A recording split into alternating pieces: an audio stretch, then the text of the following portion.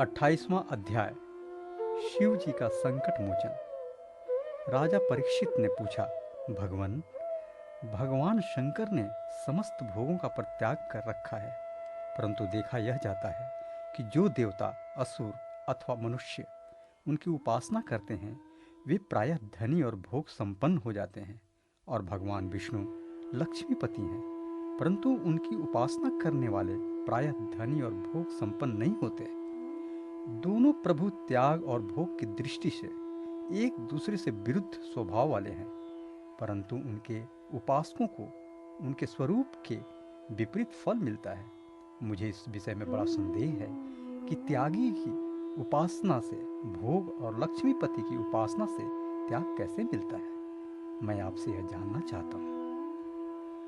श्री सुखदेव जी कहते हैं, परीक्षित, शिव जी सदा अपने शक्ति से युक्त रहते हैं। वे सतत्व आदि गुणों से युक्त। अहंकार के 3 भेद हैं, वैकारिक, तेजस और तामस। त्रिविध अहंकार से 16 विकार हुए, 10 इंद्रियां, 5 महाभूत और 1 मन। अतः इन सब के अधिष्ठात्री देवताओं में से किसी एक की उपासना करने पर समस्त ऐश्वर्यों की प्राप्ति हो जाती है। परंतु परीक्षित, भगवान श्री हरि तो प्रकृति से परे स्वयं पुरुषोत्तम एवं प्राकृत गुण रहित हैं। वे सर्वज्ञ तथा सबके अंतःकरणों के साक्षी हैं। जो उनका भजन करता है वह स्वयं भी गुणातीत हो जाता है। परीक्षित, जब तुम्हारे दादा धर्मराज युधिष्ठिर अश्वमेध यज्ञ कर चुके, तब भगवान से विविध प्रकार के धर्मों का वर्णन सुनते समय उन्होंने भी यही प्रश्न किया था। परीक्षित, भगवान श्री कृष्ण सर्वशक्तिमान परमेश्वर हैं। मनुष्यों के कल्याण के लिए ही उन्होंने यदुवंश में अवतार धारण किया था। राजा युधिष्ठिर का प्रश्न सुनकर और उनकी सुनने की इच्छा देखकर उन्होंने प्रसन्नता पूर्वक इस प्रकार उत्तर दिया था। भगवान श्री कृष्ण ने कहा, राजन, जिस पर मैं कृपा करता हूँ उसका सब धन धीरे धीरे छीन लेता हूँ। जब वो निर्धन हो जाता है तब उसके सगे संबंधी उसके दुखाकुल चित्त की परवाह न करके उसे छोड़ देते हैं। फिर वह धन के लिए उद्योग करने लगता है, तब मैं उसका वह प्रयत्न भी निष्फल कर देता हूँ। इस प्रकार बार बार असफल होने के कारण जब धन कमाने से उसका मन विरक्त हो जाता है, उसे दुख समझकर वह उधर से अपना मुंह मोड़ लेता है और मेरे प्रेमी भक्तों का आश्रय लेकर उनसे मेल जोल करता है। तब मैं उस पर अपनी अहेतुक कृपा की वर्षा करता हूँ। मेरी कृपा से उसे परम सूक्ष्म अनंत सच्चिदानंद स्वरूप परम ब्रह्म की प्राप्ति हो जाती है। इस प्रकार मेरी प्रसन्नता, मेरी आराधना बहुत कठिन है। इसी से साधारण लोग मुझे छोड़कर मेरे ही दूसरे रूप अन्याय देवताओं की आराधना करते हैं। दूसरे देवता आशुतोष हैं।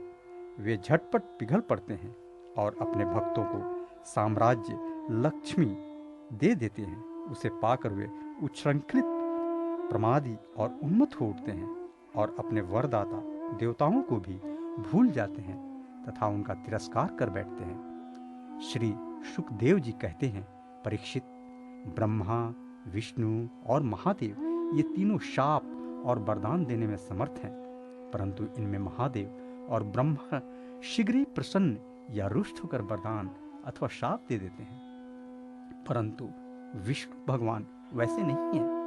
इस विषय में महात्मा लोग एक प्राचीन इतिहास कहा करते हैं। भगवान शंकर एक बार वृकासुर को वर देकर संकट में पड़ गए थे।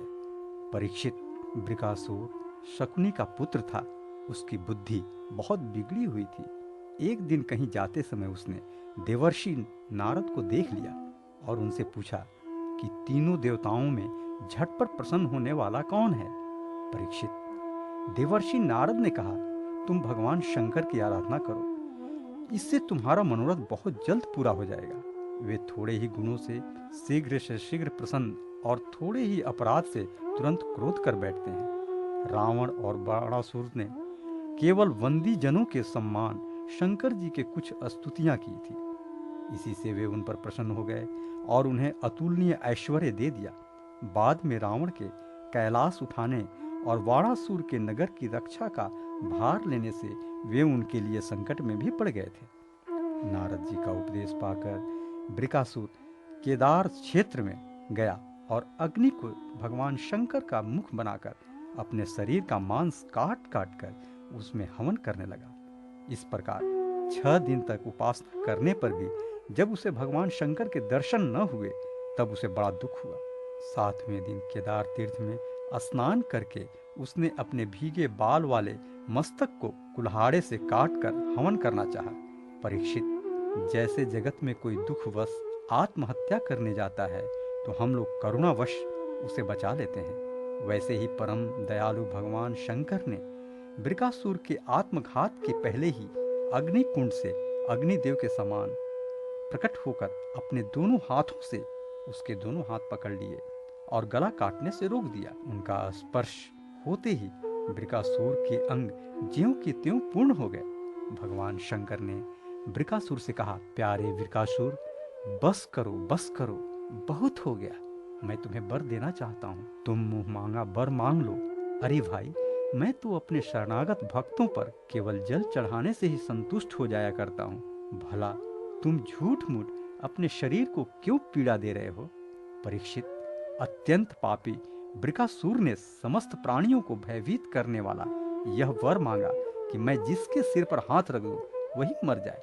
परीक्षित, उसकी यह याचना सुनकर भगवान रुद्र पहले तो कुछ अनमने से हो गए, फिर हंसकर कह दिया, अच्छा ऐसा ही हो।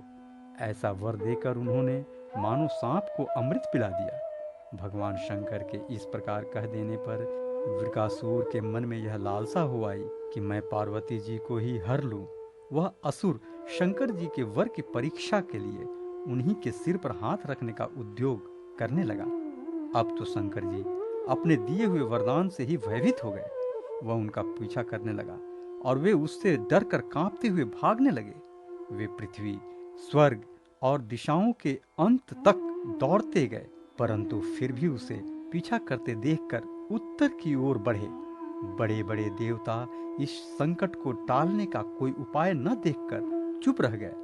अंत में वे प्राकृतिक अंधकार से परे परम प्रकाशमय बैकुंठ लोक में गए।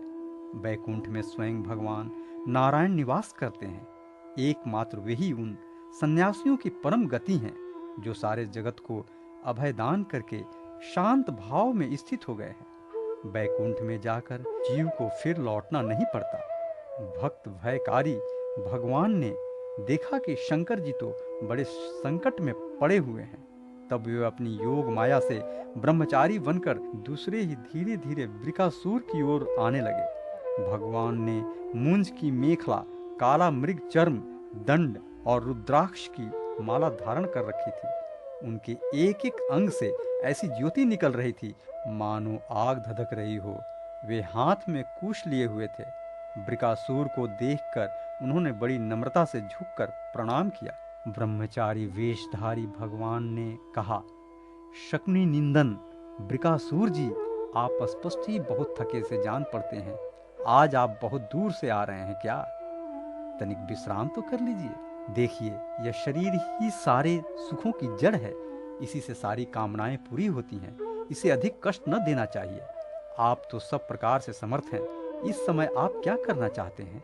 यदि मेरे सुनने योग्य कोई बात हो तो बतलाइए, क्योंकि संसार में देखा जाता है कि लोग सहायकों के द्वारा बहुत से काम बना लिया करते हैं। श्री सुखदेव जी कहते हैं, परीक्षित, भगवान की एक एक शब्द से अमृत बरस रहा था।